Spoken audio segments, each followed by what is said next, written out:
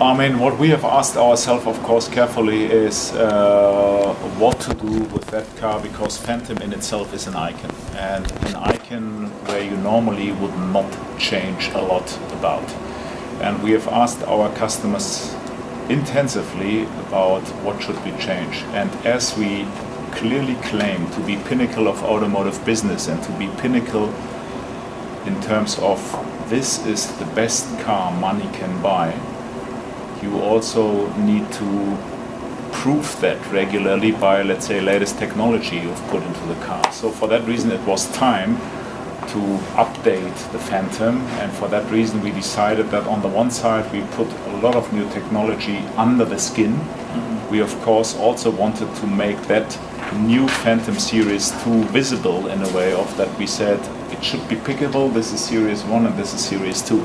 So we changed slightly the front of the car. We are for the first time, and we are the first automotive brand now to really supply LED headlights as standard on a car.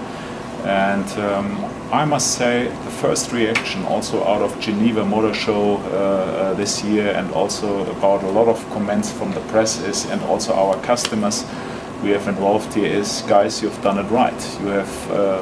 You have found a proper balance between old and new, and also a proper balance between not scrutinizing Phantom Series 1 in a way of that this car is old and the new one is the new one. Because as said before, what you don't want to see is that you are scrutinizing resale values for those precious pieces of art, to say it that way.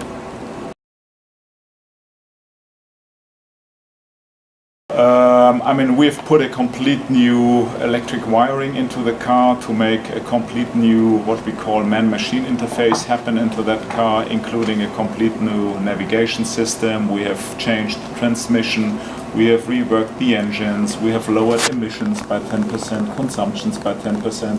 We have put in the best headlights you can buy for money, those LED headlights, which have everything, including cornering light, adaptive lights, and a complete new way to see in the night the street in front of you.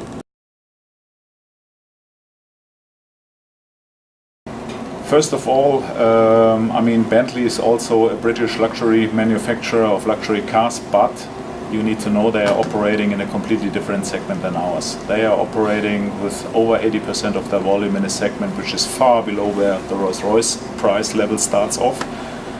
And the second thing to that question is that we are well known for the best luxury limousines, drop-head coupes and coupes in the world.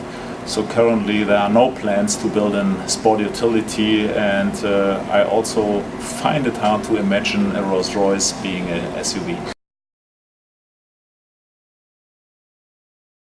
I'm really glad to be part of the BMW Group, because on the one side we are completely separate, we have our own plant, we are an own operation in ourselves, but on the other side I have perfect access to all technology I need for our magnificent cars, including alternative drivetrains in the future, no doubt about it, and that is a must. Otherwise, given the scale of the business and given that we are really, as Richard was saying, a little precious drop in the overall sea of automotive business, it is hard if you would be a complete standalone business to really make all those investments into technology.